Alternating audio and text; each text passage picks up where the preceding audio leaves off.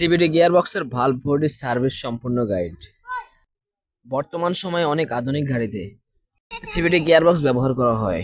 এই গিয়ারবক্সের একটি গুরুত্বপূর্ণ অংশ হলো ভালভ বডি। ভালভ বডি মূলত গিয়ারবক্সের ভিতরে ট্রান্সমিশন ফুয়েল প্রবাহ নিয়ন্ত্রণ করে এবং গিয়ারের পরিবর্তন সময় সঠিক চাপ বজায় রাখে সাহায্য করে।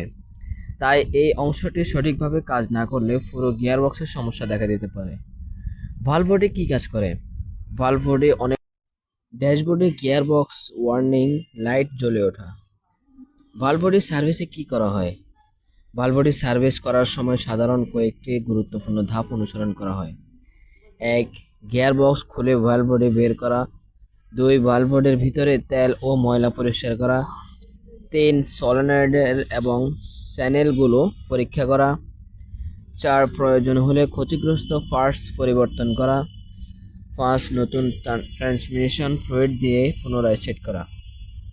সাধারণত 50,000 থেকে 80,000 কিলোমিটার চলার পর সিবিডি গিয়ারবক্সের সার্ভিস করা ভালো। নিয়মিত সার্ভিস করলে গিয়ারবক্সের পারফরমেন্স ভালো থাকে এবং বড় ধরনের ক্ষতি হওয়ার সম্ভাবনা কমে যায়। সিবিডি গিয়ারবক্সের ভালভ বডি একটি গুরুত্বপূর্ণ অংশ। নিয়মিত সার্ভিস ও সঠিকভাবে রক্ষণাবেক্ষণ করলে গিয়ারবক্স দীর্ঘদিন ভালো থাকে এবং গাড়ির পারফরমেন্স ঠিক থাকে। তাই গিয়ার শিফটের কোনো অস্বাভাবিকতা দেখলে দেরি না করে দ্রুত পরীক্ষা ও সার্ভিস করানো উচিত। ধন্যবাদ। তো বন্ধুরা, আমার এই ভিডিওটি ভালো লাগলে অবশ্যই আমার ইউটিউব চ্যানেলটি সাবস্ক্রাইব করবেন।